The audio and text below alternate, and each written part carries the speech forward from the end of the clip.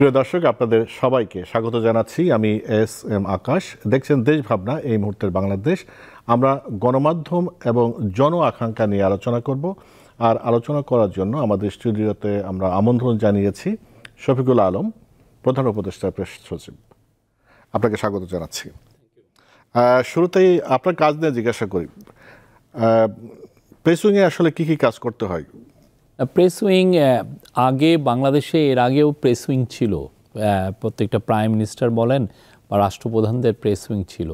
তো তারা আসলে আমরা যতটা জনবান্ধব হিসেবে কাজ করছি তাদের সেইটা ছিল না। আপনার কি স্মরণে আছে যে কোনো press wing regular press conference করছে? আপনি কি স্মরণে করছেন? নাই। তো আমরা যেটা করছি গত 5 মাসে, আজকে আমাদের গভর্নমেন্টের 5 মাস পূরণ হলো, আমরা যেটা করছি যে আমরা খুব ট্রান্সপারেন্সি আনার চেষ্টা করছি। সেই আলোকে আমরা প্রতি সপ্তাহে অ্যাটলিস্ট 3টা, কোনো সময় আরও 4-5টাও প্রেস কনফারেন্স আমরা করি। প্রেস কনফারেন্সটা আমরা করি এমন একটা লোকেশনে যেখানে সবাই অ্যাক্সেস করতে পারেন। Anyone can come and join the press briefing. এবং আমরা যতগুলো প্রশ্ন আসে মোরলেস সবগুলো প্রশ্নই আমরা উত্তরটা দেওয়ার চেষ্টা করি। এবং সেই অনুযায়ী আমরা অনেককে ইনভাইটও করি যে আপনি যদি প্রশ্ন এমন হয় যে খুবই ক্রিটিক্যাল একটা কোশ্চেন, সেটা আউট অফ দ্য মাইন্ড, আমার বলাটা হয়তো বা যাচ্ছে না, আপনি আগে আমাকে কোশ্চেনটা পাঠিয়ে রাখেন, আমি সংশ্লিষ্ট মন্ত্রণালয়ের সাথে কথা বলে এটা জানবো। এটা হচ্ছে আমাদের একটা পার্ট। আর একটা পার্ট হচ্ছে যে আমরা একটা ফেসবুক পেজ চালাই, সেখানে আমাদের যেইগুলা কর্মসূচি আমরা সবগুলোই ওইটা দেই। তারপর হচ্ছে আমাদের ইনস্টাগ্রাম পেজ আছে, আমাদের এক্স পেজ আছে, সেগুলো আমরা দিচ্ছি। আর আরেকটা যেটা হচ্ছে যে আমরা সাংবাদিকদের জন্য, সেটা বাংলাদেশের সাংবাদিকদের জন্য হোক, বিদেশি সাংবাদিকদের জন্য, সবার জন্য আমরা 2-3টা পেজ করেছি। একটা পেজ হচ্ছে পুরোপুরি বাংলাদেশি সাংবাদিকদের জন্য। এখানে যে কোনো সাংবাদিক, সে ইভেন কক্সবাজারেরও যদি সাংবাদিক হন, উনি বাংলাদেশের কভার করতে চাচ্ছেন, আমরা তাকে মেম্বার করে নিচ্ছি। আমরা it's free, anyone can join. আর ইন্ডিয়ান সাংবাদিকরা আমরা দেখেছি যে অনেক ধরনের অপপ্রচার হয় ইন্ডিয়া থেকে।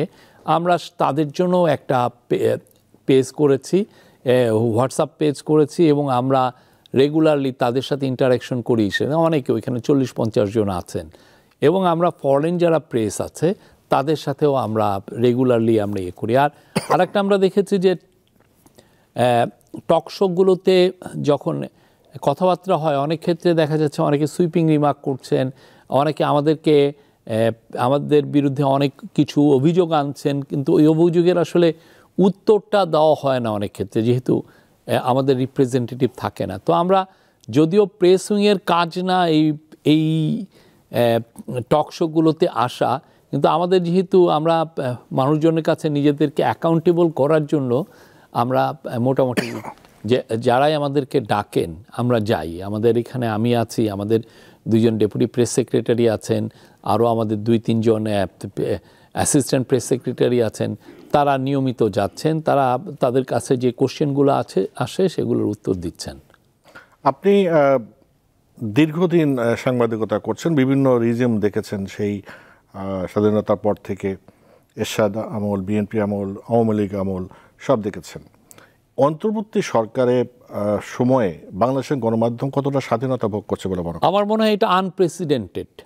এর চেয়ে বেশি স্বাধীনতা আমার স্মরণে নাই। আমি 30 বছর ধরে সাংবাদিকতা করছি। আমি সাংবাদিকতা শুরুই করি যখন কেয়ারটেকার গভর্নমেন্ট সিস্টেম হয়।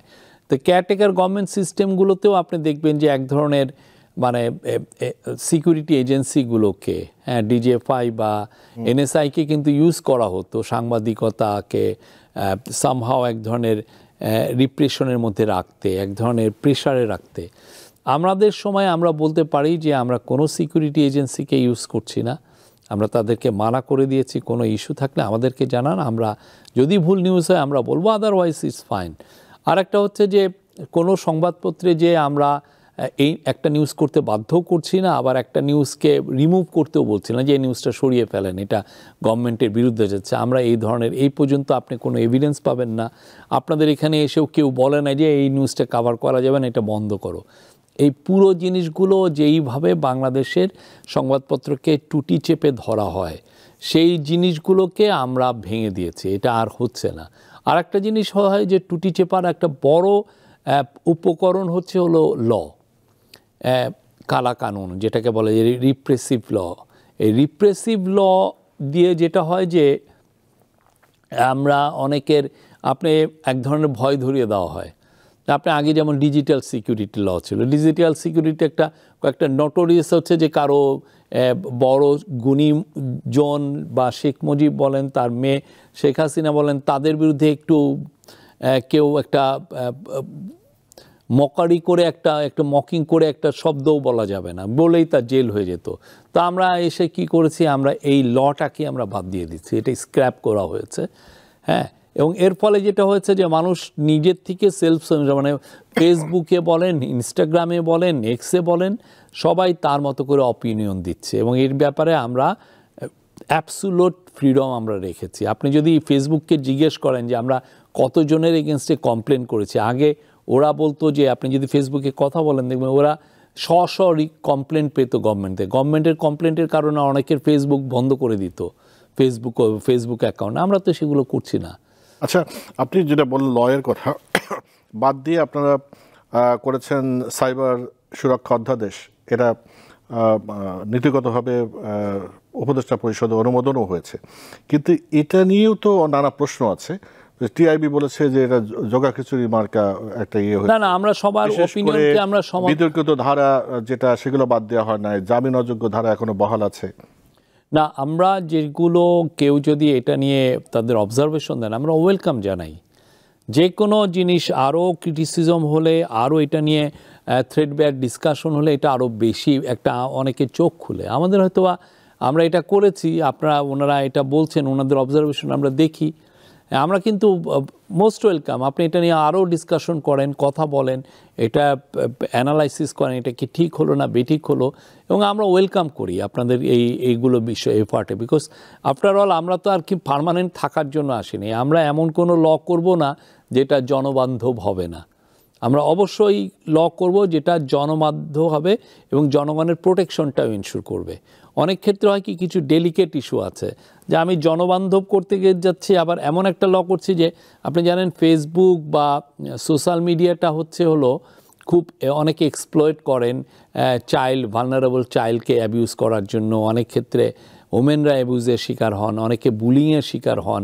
তো এই জায়গাগুলো এই লটা করতে গেলে দেখা হয় যে ওনাদের প্রোটেকশনটা আমরা ইনশিওর করতে যে অন্য যারা গ্রুপ আছে তারা এফেক্টেড হয়ে এই জায়গায় প্রবলেম যেটা হয়, তো সেই জায়গাটাও আমরা ট্রাম থাকলে তখন কিন্তু প্রবলেম। সেই জন্য আমরা ওয়েলকাম করছি যে আপনারা যার যা অবজারভেশন আছে আপনারা বলেন, আমরা এটা অবশ্যই এটা will take it them into account. আরেকটা জিনিস, অ্যাক্রিডিটেশন কার্ডের যে বিষয়ে দেখছি বাদ দেওয়া হচ্ছে, আবার নেওয়া হচ্ছে, আবার এর আগে সচিবালয়ে একটা ঘটনায় মানে ঢোকার ক্ষেত্রে বাধা সৃষ্টি করা হলো সাংবাদিকদের। এই যে অ্যাক্রিডিটেশন কার্ড এবং গত সরকারের যেটা ছিল একটা হাউজে 10 জনের বেশি দেওয়া যাবে না, এই যে বিভিন্ন বিধিনিষেধ, এই বিষয় নিয়ে কি আপনারা? আমরা অ্যাক্রিডিটেশন কার্ডের ব্যাপারে আমরা অতি সত্বর নীতিমালা করব। আমরা আশা করছি যে এটা নিয়ে যত ধরনের মানুষের যত ধরনের অনুযোগ আছে, অভিযোগ আছে, সেগুলোকে অ্যাড্রেস করা হবে সেটার মাধ্যমে। আর প্রথমে আমরা যে কয়েকজনের অ্যাক্রিডিটেশন কার্ড স্ক্র্যাপ করা হয়েছিল, রেস্ট্রিকশন দেওয়া হয়েছিল, তাদের ব্যাপারে আমরা স্পষ্ট জানিয়েছি এটা আমরা ওপেন টু রিভিউ। আপনারা জানাতে পারেন আপনার প্রতি যদি অন্যায় করা হয়ে থাকে, আপনি যদি ফিল করেন যে না এটা অন্যায় করা হচ্ছে, আপনি আমাদেরকে জানান। আর পরে যেটা করা হলো, এটা একটা সিকিউরিটি কারণে আমরা কিছু রেস্ট্রিকশন, সুইপিং একটা রেস্ট্রিকশন আমরা এনেছি। বাট আমরা অলরেডি, আপনি যদি সচিবালয়ে যারা কভার করেন, আপনি যদি সচিবালয়ে সাংবাদিক সমিতির সাথে কথা বলেন, তারা কিন্তু আপনাকে বলবে যে কি পুরো আপনাকে পিকচার দিই। আপনি ওদের কাউকে এনে আপনি জিজ্ঞেস করতে পারেন, তারা কিন্তু আমাদের কাছে অভিযোগ করছেন, আমরা সবাইকে গ্র্যাজুয়ালি দিচ্ছি, সবাই পাচ্ছেন, সবাই যে তাদের রিপোর্টগুলো করছেন। কেউ এসে যদি বলে যে না আমি এটার কারণে জার্নালিজম অ্যাফেক্টেড হচ্ছে, প্লিজ আমাদেরকে জানান। আমরা এইটা আমরা আমাদের যে তথ্য মন্ত্রণালয়ের যিনি আছেন নাহিদ ইসলাম, তার কাছে নিয়ে যাব। তো সোফার আমরা কোনো কমপ্লেন পাইনি। বাট আমরা বলবো যে আমরা একটা এফিশিয়েন্ট অ্যাক্রিডিটেশন কার্ড সিস্টেম আমরা করব, যার কোনো ধরনের কোনো অভিযোগ থাকবে না। কোনো সংবাদপত্র প্রতিষ্ঠান বা টিভি স্টেশন বা ওয়েবসাইট যারাই সংবাদ গ্যাদারিংয়ের সাথে নিয়োজিত, তারা আমরা মনে হয় যে কোনো জিরো কমপ্লেন থাকবে। আচ্ছা, দ্যাটস গুড। আমরা প্রেস কাউন্সিল নিয়ে একটু কথা বলি। প্রেস কাউন্সিল বাংলাদেশে আছে, তারা কি ভূমিকা রাখে আপনি কতটা জানেন? অবশ্যই জানেন। এই ধরনের প্রতিষ্ঠান নিয়ে কোনো ভেবেছেন? আদৌ দরকার আছে কি? না, এটা নিয়ে আমার মনে হয় যে আমাদের তথ্য মন্ত্রণালয় এটা নিয়ে অবশ্যই ভাববেন। এখানে ভাবনার বিষয়ও আছে। একটা জিনিস কি, আমাদের যে জার্নালিজম অনেক ক্ষেত্রে, বিশেষ করে একটা বড় জিনিস হচ্ছে, যারা ধরেন আমি ভালো জার্নালিজম করছি, আবার অনেকে তো বাজে জার্নালিজম হচ্ছে, টার্গেটেড করছে। একটা গ্রুপের কোম্পানি দেখা যাচ্ছে সে চাচ্ছে যে ওই গ্রুপের এগেনস্টে লিখতে, তার বাজে লেখা লিখে ফেলছে। তো যে লোকের আমি রেপুটেশনটা নষ্ট করছি বা তার ডিফর্মেশন হচ্ছে, তো তাকে আপনি কিভাবে প্রোটেকশন দিবেন? বিদেশে যেটা আছে, আপনি যদি ইউকেতে দেখেন যে আপনি একজনের এগেনস্টে মিথ্যা কথা, মিথ্যা নিউজ দিলেন, তার জন্য সে কোর্টে চলে যাচ্ছে এবং সে অনেক কিন্তু ফাইন পাচ্ছে, এবং সরকারি বলে কোর্টই বলে দিয়েছে তাকে $5 মিলিয়ন দিতে হবে, বিকজ তুমি তার রেপুটেশনটা নষ্ট করছো। এবং কিছু কিছু পত্রিকা আছে, তার অ্যানুয়াল বাজেটই থাকে যে এই বছর তার $20, $30, $40 মিলিয়ন তার ড্যামেজ দিতে হবে। এটা আপনি ডেইলি মেলের দেখেন, কিন্তু আমাদের প্রেস কাউন্সিল তেমন ভূমিকা রাখতে পারে। আমাদের প্রেস কাউন্সিল এটাই আমার মনে হয় এটা নিয়ে সাংবাদিক সমাজ এটা নিয়ে আরও সোচ্চার হওয়া উচিত, এবং যারা জার্নালিজম দ্বারা ক্ষতিগ্রস্ত হন, মানে বাজে জার্নালিজম দ্বারা, মোটিভেটেড জার্নালিজম, তারা ওই ব্যাপারে সোচ্চার হওয়া উচিত যে এটা এমন একটা ব্যালেন্সিং অ্যাক্ট হোক যে কারো যেন জার্নালিজমও যেন তার ফুল ফ্রিডম থাকে, অ্যাট দ্য সেম টাইম কেউ যেন রংলি টার্গেটেড না হয়। এবং এই পুরো জিনিসটার মেলবন্ধন এটা করার দায়িত্ব প্রেস কাউন্সিলের। আমরা মনে করি যে এটা আরও বেটার জায়গায় যাওয়া উচিত। এটা নিয়ে কিছু কাজও আমরা করছি। এটা আমার মনে হয় যে এই বিষয়ে যে আমরা মিডিয়া রিফর্ম যে কমিশন আমরা করেছি, তারা এটার উপরে আমাদেরকে একটা ভালো রিপোর্ট দিবে যে কিভাবে এটাকে আমরা আরও সচল করতে পারি, আরও জনবান্ধব, সাংবাদিক বান্ধব করতে পারি। এটা আমাদের দেখতে হবে। আমরা আশা করছি তাদের রিপোর্টটা অতি সত্বর পাবো, সেইখানে এটার বিষয়ে যথেষ্ট রিকমেন্ডেশন থাকবে।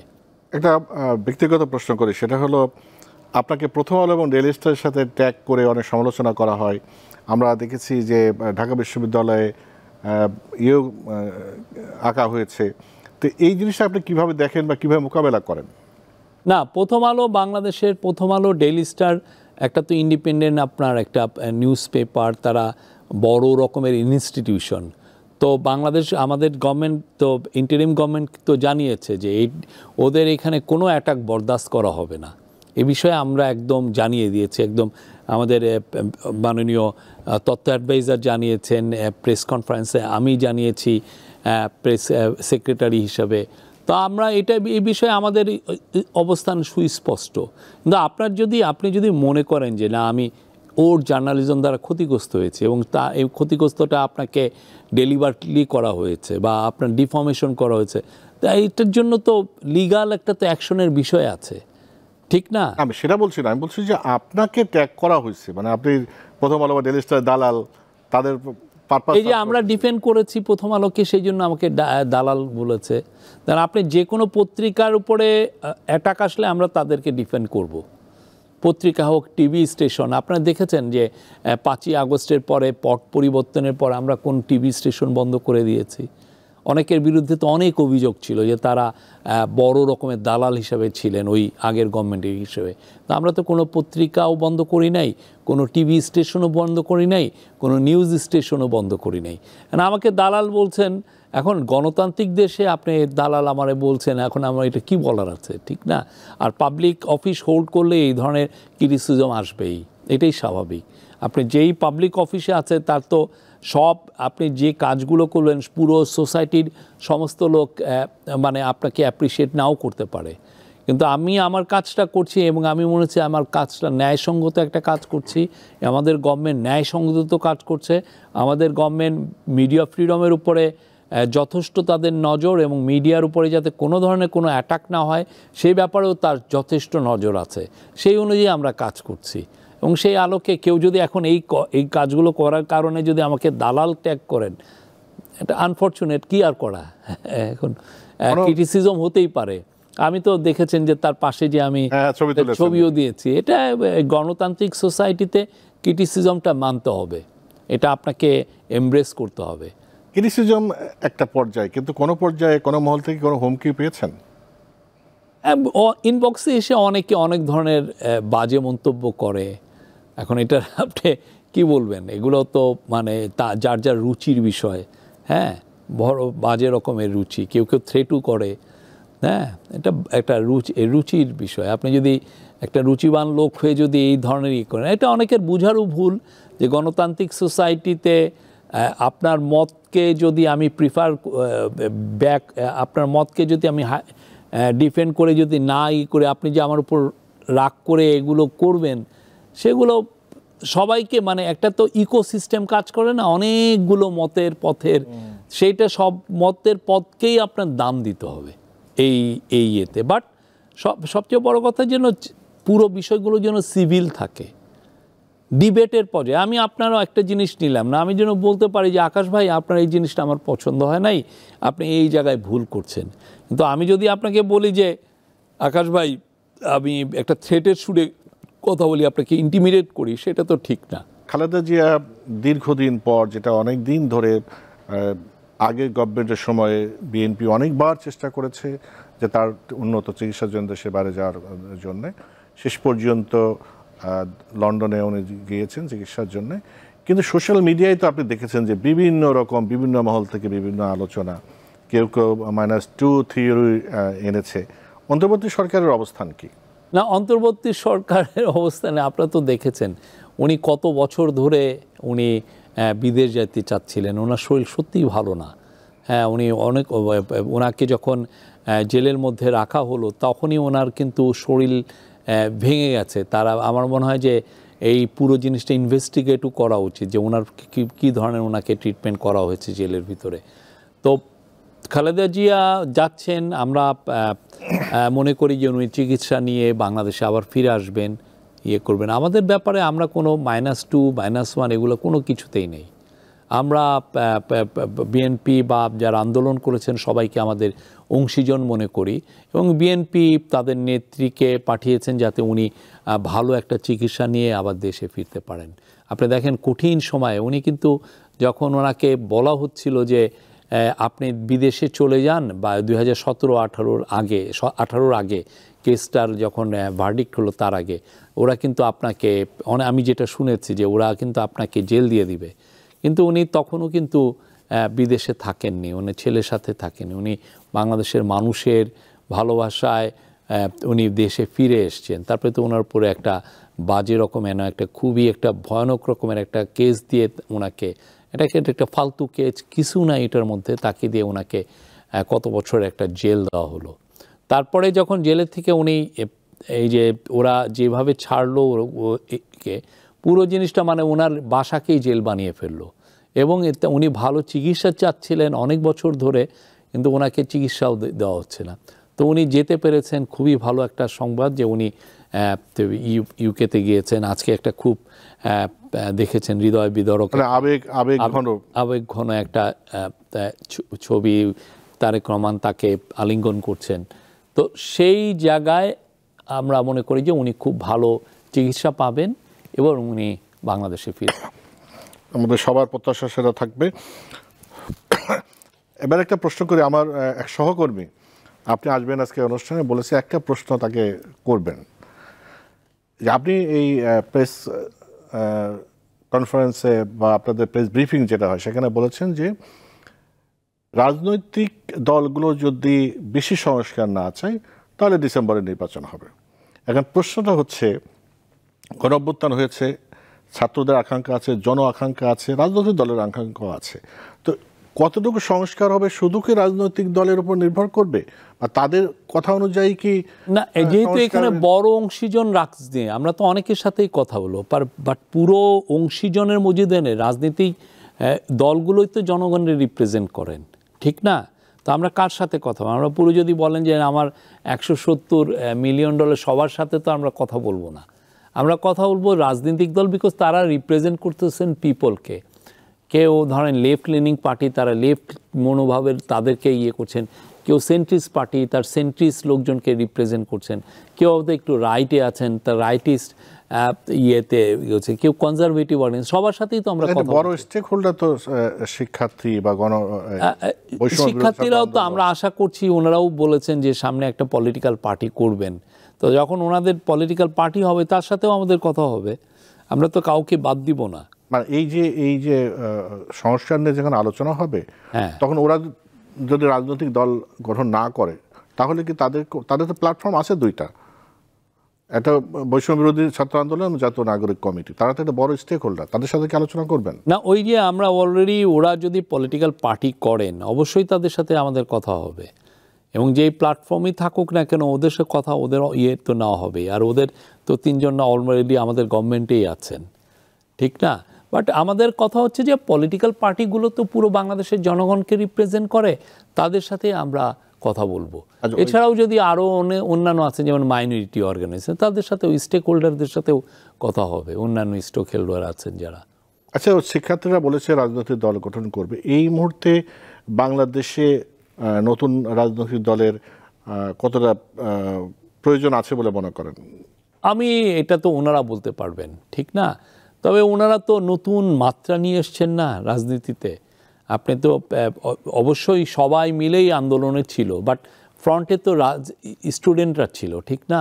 নাহিদরা ছিল, নাহিদ, হাসনাত, সার্জিস, মাহফুজ, আসিফ, এরা তো ছিল, ঠিক না? তারা যে সামনে ছিল, বা প্রাইভেট ইউনিভার্সিটির ছেলেরা বা মেয়েরা, মেয়ে স্টুডেন্টরা, তারা ছিল, প্রচুর ছিল, লাখ লাখ ছিল। তো অবশ্যই তারা তো নতুন ডাইমেনশন নিয়ে এসছেন। এখন ওনারা যদি পলিটিক্যাল পার্টি করে যদি জনগণকে বোঝাতে সক্ষম হয় যে দেখেন আমরা বাংলাদেশে একটা দ্বিতীয় স্বাধীনতা এনেছি, বা বাংলাদেশের নতুন ফ্রিডম এনেছি, পুরো 15 বছর কোনো সিভিল লিবার্টি ছিল না, একটা রাজতন্ত্র, একটা পরিবারতন্ত্র তৈরি হয়েছিল, সেই জায়গাটাকে আমরা ভেঙে গুড়িয়ে দিয়ে আমরা বাংলাদেশে একটা ডেমোক্রেসির পথে আবার দেশকে নিয়ে এসেছি। তো আমরা একটা নতুন পার্টি করছি, তো সেটা তাদের অ্যাপিল তো থাকবেই। এই যে প্রথমে একটু বলছিলেন ভারতের গণমাধ্যমে যে প্রপাগান্ডা, সেটার জন্য আপনারা হোয়াটসঅ্যাপ গ্রুপ করেছেন যাতে আপনাদের তথ্যপাত্য বা সরকারের কার্যক্রম সেগুলো আপনাদেরকে ফিড করতে পারেন, এতে কোনো কাজ হচ্ছে কিনা? এবং আপনারা এর আগে অনেকবার বলেছেন যে ভারতীয় মিডিয়াকে আপনারা আমন্ত্রণ জানিয়েছেন যে সরেজমিনে এসে আপনারা দেখে যান যে এখানে কি হচ্ছে, তো তারা কি কেউ এসেছিল বা কোনো পরিবর্তন হচ্ছে কিনা তাদের প্রপাগান্ডার? না, প্রপাগান্ডা তো যদি আপনি ইচ্ছা করে আগে আপনি কান বন্ধ রাখেন, চোখ বন্ধ রাখেন, রেখে যদি আপনি ডিসিশন যে আমি এইটাই লিখবো, আমি অন্য কিছু শুনবো না, তাহলে তো আর কিছু করার থাকে না। এবং এটা বোঝা যায় যে তাহলে আপনার মোটিভটাই হচ্ছে ভালো নিউজটা ঠিক দেওয়া না, আপনার মোটিভ হচ্ছে যে তার বিরুদ্ধে এক ধরনের অপপ্রচার চালানো। তো এটা অনেকেই করছে, এখনও করছে, এটা খুবই হতাশাব্যঞ্জক একটা বিষয়। বাট আমরা দেখছি তারা কি করছে। আর আমরা এদেরকে চেঞ্জ করার জন্য যেটা আমরা করেছি যে আমরা প্রচুর নিউজ দিচ্ছি, যদি একটা মিথ্যা নিউজ আছে আমরা ওইটা আমাদের একটা ফ্যাক্টসের একটা পেজ করেছি, তার মাধ্যমে আমরা ডিব্যাঙ্ক করছি যে এটা মিথ্যা, এইটা একটা ফালতু নিউজ, বা এটা আমরা বলছি, এটা আমরা খুব নিয়মিত বলছি, এটার মধ্যে কোনো ধরনের ইয়ে নেই, আমাদের ঘাটনি নেই। এটার জন্য আমাদের স্পেশাল সেল কাজ করে, মানে আমাদের প্রেস উইংয়ের মধ্যেই 2-3 জন আছেন এটা নিয়ে প্রচুর কাজ করেন। আর একটা হচ্ছে যে আমরা সবাইকে আহ্বানও করেছি যে এসে গ্রাউন্ডে এসে রিপোর্ট করে যান, বিকজ ইন্ডিয়ান পত্রিকা বা টিভিদের একটা জিনিস হচ্ছে যে তাদের যথেষ্ট পকেট কিন্তু গভীর, পকেটে টাকা পয়সা আছে, তারা বেশ রিচ, তারা ঠিকই একটা রিপোর্টারকে বাংলাদেশে এসে 15 দিন রাখতে পারে, যে না তুমি বাংলাদেশে এসে 15টা দিন থেকে সত্যি যে ধরনের অপপ্রচার হচ্ছে বা যে ধরনের নিউজ হচ্ছে, দেখো এটা সত্যতা কতটুকু। এটা তো ইন্টেনশনের বিষয়, কিন্তু আপনি যেটা বললেন ইন্টেনশনটাই যদি খারাপ হয়, না সেই জন্য আমরা বলতে, আমাদের তরফ থেকে আমরা তাদের ইনভাইটেশনটা তো আমাদের আছে, আপনারা আসেন, এসে দেখে যান। আমরা তো ইনভাইটেশন তাকে এবং বলছি যে আমরা 1 ঘন্টায় আমরা ভিসা দিব, আপনি এসে আমাদের বাংলাদেশটা ঘুরে যে আপনি যে সাবজেক্ট নিয়ে কথা বলছেন, যে মাইনরিটিদের উপর অ্যাটাক হচ্ছে, আদৌ হচ্ছে কিনা, কি হচ্ছে, হ্যাঁ এটার কারণটা কি, আপনি এসে নিজে থেকে রিপোর্ট করে যান। ওইখানের থেকে যেটা এরা করছে ওইখানেরই অন্যান্য গ্রুপের সাথে কথা বলে হচ্ছে, এবং এইখানে এমন একজনের সাথে কথা বলছেন যে ওনারা নাম প্রকাশে অনিচ্ছুক একজন বলেন, তো তো তাহলে তো ওই নিউজের তো সত্যতা নিয়ে যথেষ্ট কোশ্চেন আছে। এই জন্য আমরা বলছি যে আমরা ওপেন, আমাদের সোসাইটি ওপেন, আমাদের গভর্নমেন্ট ওপেন, আপনি এসে রিপোর্ট করে যান, আপনি যেটা বলছেন দেখেন এটা সত্য কিনা। এই যে বাংলাদেশ সরকার বা অন্তর্বর্তীকালীন সরকার শেখ হাসিনার পাসপোর্ট বা ভিসা যখন বাদ দিয়ে দিচ্ছে, তখন ভারত সরকার তাদের ভিসার মেয়াদ বাড়াচ্ছে বা ট্রাভেল ডকুমেন্ট দিচ্ছে। শেখ হাসিনাকে ভারতে রেখে বাংলাদেশের সাথে ভারতের সম্পর্ক কতটা স্বাভাবিক হতে পারে? না, আমরা ইন্ডিয়ার সাথে অবশ্যই ভালো সম্পর্ক চাই, বাট ইন্ডিয়া আবার অ্যাট দ্য সেম টাইম আমরা তো বলেছি যে তাকে এক্সট্রাডিশন করতে হবে। তাকে এসে বাংলাদেশের কোর্টে তাকে হাজিরা দিতে হবে এবং তাকে আমরা তার যে অপকর্ম যেগুলো করেছে, খুন করেছে, রাহাজানি খুন করেছে, করাপশন করেছে, ব্যাংক লুটের সাথে তার লোকগুলো জড়িত এবং হাজার হাজার মানুষের গুমের সাথে জড়িত, এই কাজগুলোর জন্য তাকে বিচারের আওতায় বিচারকে ফেস করতেই হবে এবং আমরা আশা করি যে ভারত আমাদের সে এক্সট্রাডিশন করবে তাকে। আপনারা কিসের ভিত্তিতে আশা করেন? না, আমরা মনে করি যে এটার ব্যাপারে জোরদার হচ্ছে, গ্লোবালি প্রেশারটা তৈরি হচ্ছে। কেউ কি চায় যে তার দেশে একটা খুনি আশ্রয় নিক? এটা তো ভালো দেখায় না।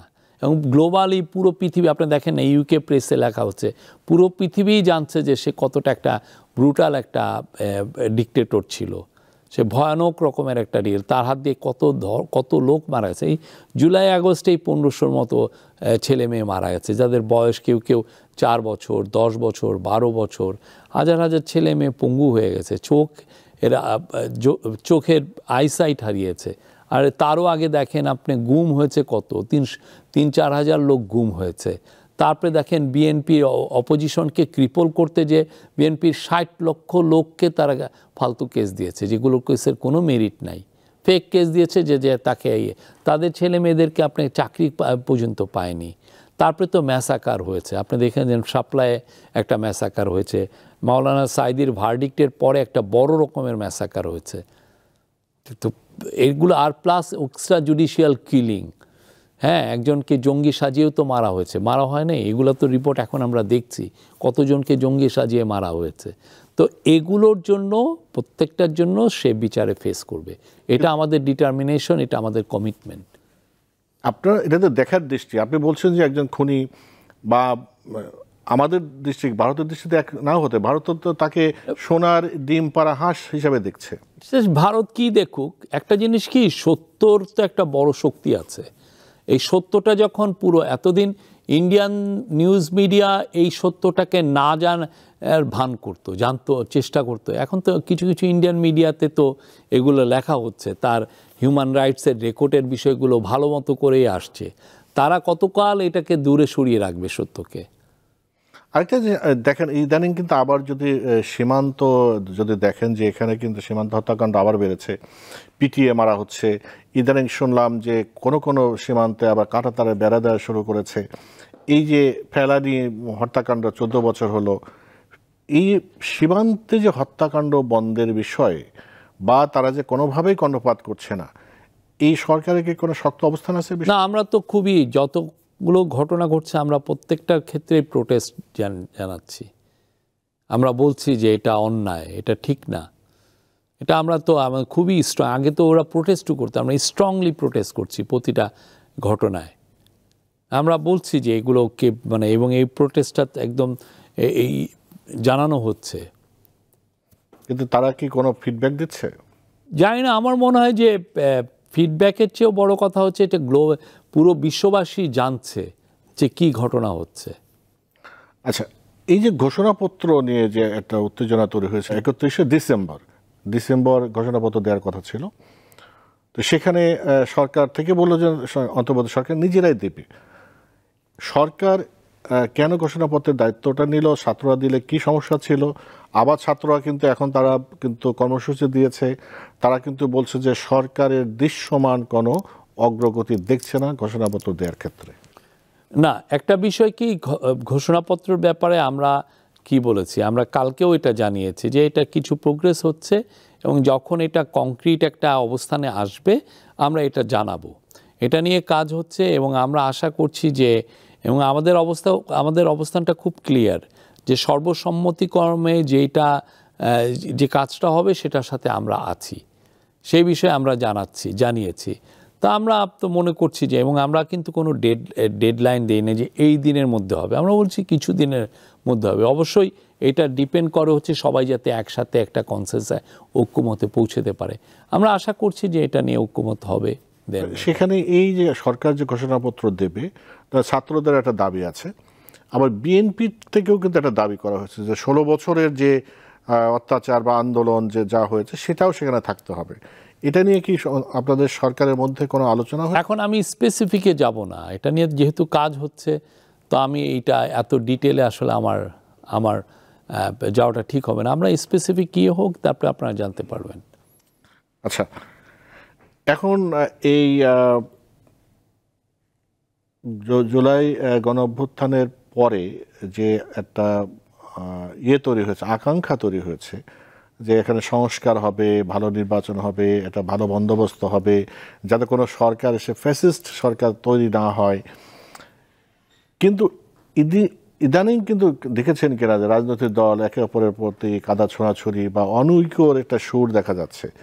মানে আমরা 90-এর গণ আন্দোলনের পর যে একটা স্বপ্ন দেখেছিলাম, এই আন্দোলনের পর 24শে আন্দোলনের পর কি সেই মানে আকাঙ্ক্ষাটা কি সুযোগকে হাতছাড়া হয়ে যাওয়ার আশঙ্কা আছে বলে মনে করেন? না, আমার যেটা মনে হয় যে রাজনৈতিক দলগুলো তো তাদের একটা কনস্টিটিউয়েন্সি আছে, তাদেরকে সামনে রেখে অনেক কথাই বলেন, বাট আমাদের সাথে যখন তারা মিশছেন তাদের তো আমরা সংহতি দেখছি, ভালো ইউনিটি দেখছি, আমাদের সাথে যথেষ্ট সৌহার্দ্যপূর্ণ পরিবেশে ভালোভাবে একই ঐক্যের সুর সবসময় আমরা দেখছি। আপনারা ইভেন দেখেন ওই যে চিটাগাংয়ে যে লয়ার মারা গেলেন সাইফুল ইসলাম আরিফ, তারপরে যখন প্রফেসর ইউনুস ডাকলেন সমস্ত পার্টিকে, সবাই কিন্তু এবং সবাই মিলে একটা ছবি দিলেন, মানে এর চেয়ে বড় ঐক্যর তো সুর আর হয়নি। তো সেইটা তো আমরা চিফ অ্যাডভাইজার যখনই তাদেরকে ডাকছেন তারা রেসপন্ড করছেন, এক ধরনের কোঅপারেশন সবসময় আছে। আমরা মনে করছি যে এখনও ভালো আছে, আমাদের খুবই ন্যাশনাল ইউনিটিটা অটুট আছে। এমনি একটা সমালোচনা আছে যে এই অন্তর্বর্তী সরকারের উপরে জামাতের একটু প্রভাব বেশি। আপনি দেখান যে কোথায় জামাতের প্রভাবটা বেশি। এটা সমালোচনা বিভিন্ন জায়গায় দেখি, আপনি তো একটা সমালোচনাকে আপনি যদি প্রুভ করতে হয় তাই আপনি তো একটা এভিডেন্স আনতে হবে যে না এই কাজটা আমরা জামাতের কারণে করেছি বা এই কাজটা আমরা জামাতকে ফেভার করছি। একটা উদাহরণ আনেন যে আমরা এই কাজগুলো করছি জামাতকে সামনে রেখে জামাতকে আমরা ফেভার দিচ্ছি। সমালোচনাটা এরকম ধরেন বিভিন্ন জায়গায় যে পদায়ন হচ্ছে, জামাতের লোককে বসানো হচ্ছে, এই ধরনের। এটা তো এই যে আপনি যদি আমাকে আজকে বলেন জামাতের লোক, কালকে আরেকজন এসে বলবে আমি বিএনপির লোক, পরশুদিন আর বলছে না ওনার বাসায় আমি শেখ মুজিবের ছবি দেখেছি, উনি আওয়ামী লীগের লোক। এখন কে কার লোক এগুলো বলাটা তো খুবই একটা এমন একজনকে বলছেন হয়তো বা সে জীবনে কোনো পার্টি করে নাই। এই পুরো জিনিসগুলো ফ্লিমসি। একজন যদি বলতো যে না উনাকে সেক্রেটারি করানো হয়েছে, উনি হলো জামাতের কার্ড ক্যারিং মেম্বার, উনি 1982 সালে জামাতের মেম্বার হয়েছেন, এই যে এভিডেন্স, আপনি আমাকে একটা এভিডেন্স এনে দেখান না যে বা উনি জামাতের রুকুন, আমরা তো এটা পাই নাই। আচ্ছা, শেখ হাসিনার বিচার প্রসঙ্গে আসি। আপনি বলেছেন যেটা আপনাদের কমিটমেন্ট, কিন্তু এই বিচার করতে আসলে কতদিন লাগতে পারে কোনো ধারণা আছে? না, আমরা কোর্ট কিভাবে বিচার করবে বা কতক্ষণ, আমাদের সিরিয়াসনেস আছে, আমরা আমাদের সর্বোচ্চ দিয়ে চেষ্টা করছি, সপ্তাহে 7 দিনই পারলে আমরা কাজ করছি, বাট আমরা এটা সত্যিকার অর্থে আমি টাইম লাইন দিতে পারবো না, বাট আমাদের কর্ম অন্ত নাই, অন্তহীনভাবে আমরা এটা নিয়ে কাজ করছি। আচ্ছা, দুর্নীতির যে একটা শ্বেতপত্র দেয়া হলো, কিন্তু দুর্নীতিবাজদের ধরার ক্ষেত্রে দৃশ্যমান কোনো অগ্রগতি দেখা যায় না। অনেকেই তো অ্যারেস্ট করা হয়েছে, অনেকে পালিয়ে গেছেন, যে আপনি জানেন 5 থেকে 8 তারিখ পর্যন্ত গভর্নমেন্ট ছিল না, অনেকে ওইটার সুযোগটা নিয়েছেন। তো সেই জায়গায় আমরা আসার পরে পুলিশকে আবার গুছিয়ে আবার আমরা যাদের এগেনস্টে অ্যাকুজেশন আসে তাদেরকে তো ধরার চেষ্টা করছি। সাঁড়াশি অভিযানও হয়েছে অনেক জায়গায়, আর্মিও অনেক জায়গায় ডিপ্লয়েড আছে। আচ্ছা, গণমাধ্যম নিয়ে সর্বশেষ জানতে চাই, সেটা হলো যে গণমাধ্যম সংস্কারের কথা বলা হচ্ছে, আপনি একজন গণমাধ্যম কর্মী হিসেবে কোথায় কোথায় সংস্কার করা দরকার বলে মনে করেন? আমি তো মনে করি একটা বিষয় হচ্ছে যে আমাদের সাংবাদিকরা খুব কম বেতন পান। এই জায়গাটায় আমার মনে হয় যে আমাদের একটা মিনিমাম একটা ওয়েজের ফ্লোর থাকা উচিত। এই জায়গাটা খুবই ইম্পর্টেন্ট। আমি এটা নিয়ে বারবার বলছি যে এর নিচে যাতে কেউ, যারা সংবাদপত্র একটা কস্টলি একটা ভেঞ্চার, আপনি যাতে একটা চিপলি কোনো সাংবাদিককে আপনি হায়ার না করেন, তাকে যাতে 5,000 টাকায় কাজ করতে না হয়, একটা মিনিমাম স্লো, এটা 30 হোক 40,000 হোক, এটার জন্য একটা ফ্লোর থাকে। এটা হলো একটা বিষয়। সেকেন্ড হচ্ছে যে আমি বলছি যে কপিরাইট ইনফ্রিঞ্জমেন্ট, আপনি অনেক কষ্টে অনেক সাংবাদিক রাখলেন, ভালো বেতন দিয়ে, দেখালো যে আপনি যে রিপোর্ট, ভালো একটা রিপোর্ট পেলেন, করলেন, আপনার রিপোর্টটা চুরি করে ফেললো আরেকজন। সে কিন্তু কোনো এফার্টই দেয় নাই, এই রিপোর্টটা করার পিছনে তার কোনো এফার্ট হয় নাই। তো সেই জায়গায় যে লোকটা চুরি করলো তাকে তো আমরা পানিশমেন্ট দিতে পারছি না, তাকে ফাইন করতে পারছি না। এইটাও খুব জরুরি, কেননা না হলে তো আপনাকে আমি প্রোটেকশন দিতে পারবো না। আপনি যে এত টাকা ইনভেস্ট করলেন, এই টাকাটা ইনভেস্টমেন্টটা কীভাবে উঠবে, ঠিক না? তো আমরা ওই জায়গাটাও কিন্তু আমি দেখছি যে তেমন একটা কেউই অত সিরিয়াসলি, এটা খুবই একটা সিরিয়াস জিনিস। আমাদের সাংবাদিকরা যে কম বেতন পান সেটার মূল কারণ হচ্ছে এই কপিরাইটে, এই যে চুরি করে copy and paste journalism, copy বা কাট অ্যান্ড পেস্ট জার্নালিজম, এইদের এগেনস্টে আমাদের অ্যাকশন নিতে হবে। এটা আমার আর তৃতীয় একটা জিনিস হচ্ছে যে সাংবাদিকতার কারণেও অনেকে তো ক্ষতিগ্রস্ত হয়েছে। আপনি একটা সেক্রেটারির নামে একটা জাতা লিখে ফেললেন, বা আমার নামে বললেন, বা একজনের নামে বললেন যে ওনার সাথে মেয়েদের এই সম্পর্ক হয়েছে, আপনি একটা মিথ্যা কথা দিয়ে দিলেন। তাকে যে আপনি মিথ্যা অ্যাকুজেশন দিয়েছেন, তার সোশ্যাল রেপুটেশন নষ্ট হলো। এবং এই অ্যাকুজেশনটা তার, যেহেতু ইন্টারনেটের কারণ, এটা সারা জীবন থেকে যাচ্ছে এই নিউজটা। যখনই তার ছেলে, তার মেয়ে, তার ওয়াইফ, তার নাতি পুতিরাও যদি করে, কি যেন সার্চ দেয়, দিয়ে দেখবে যে তার বাবা বা তার দাদার নামে এই রিপোর্টগুলো রয়ে গেছে। মানে ইন্টারনেটে তো আমৃত্যু থাকে, আমৃত্যুকে এটা সারা জীবন থাকে। তো সেই জায়গাটার জন্য আমার মনে হয় যারা ক্ষতিগ্রস্ত হলেন, এদেরকেও তো আমাদের কম্পেনসেশনের বিষয় দেখতে হবে। মানে যারা ক্ষতি করলো, ঠিক না? ব্রিটেনে আমরা দেখেছি যে, বা আমেরিকায় আমরা দেখেছি, এটার জন্য একদম ফাইন করে ফেলে, যে আপনি তার নামে রং ইনফরমেশন দিয়েছেন, তাকে আপনি সোশ্যাল রেপুটেশনটা নষ্ট করেছেন, অতএব আপনার এই এত ডলার ফাইন দিতে হবে। সেটা 1 লাখ হোক, 1 মিলিয়ন হোক, বা 100 মিলিয়ন ডলার হোক। হ্যাঁ, সেটা আছে। আমার মনে হয় এই জায়গাটাও আমাদের দেখতে হবে। আমাদের জার্নালিজম দ্বারা যারা ক্ষতিগ্রস্ত হচ্ছেন তাদের প্রোটেকশন আমাদের দিতে হবে, যাদের উইলফুলি, অনেকে আছে না টার্গেটেড করে, যে না আকাশ ভাইয়ের নামে, আমি আকাশ ভাই এখানে খুব ভালো পজিশন আছে, সেটাকে আমি নড়বড়ে করার জন্য আমি তার এগেনস্টে মিথ্যা কিছু রিপোর্ট করলাম। আমি তাহলে, আপনি তো একটা প্রোটেকশন চান, ঠিক না? আপনি যদি বাজে জার্নালিজম দ্বারা অ্যাফেক্টেড না হন, সেটাও তো আমাদের, এই 3টা বিষয় আমার মনে হয় যে আমাদের দেখার সময় এসছে।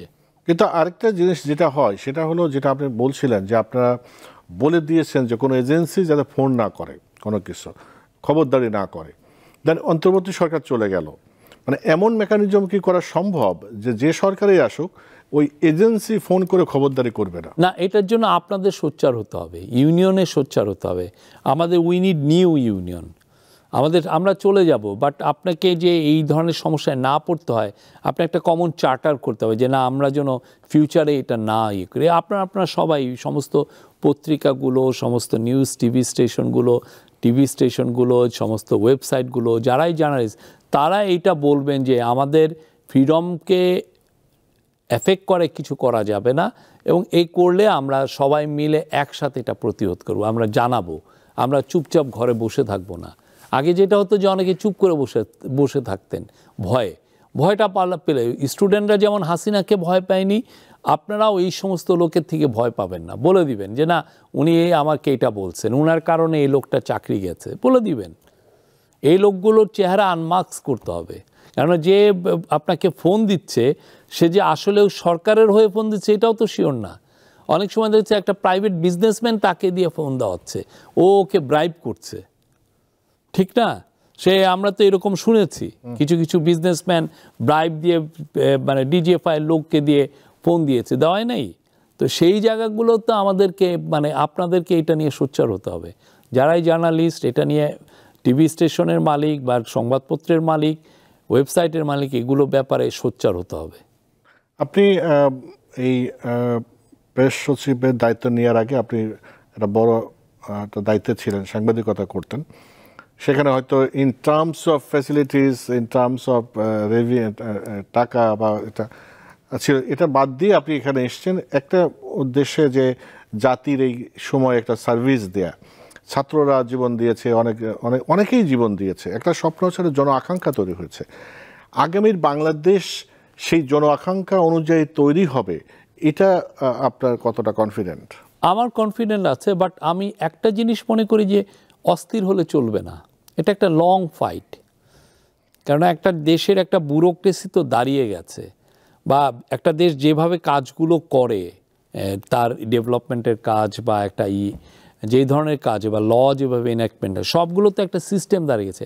এটাকে হঠাৎ করে খোল নলছে পাল্টানো যায় না, এটা ইট টেক্স টাইম, একটা গ্র্যাজুয়ালি আগাতে হয়। তো সেই জায়গাটায় আমার মনে হয় যে অস্থির না হয়ে আমাদের ফোকাস যদি থাকে, আমরা অ্যাচিভ করতে পারবো। এটা ইট উইল টেক টাইম।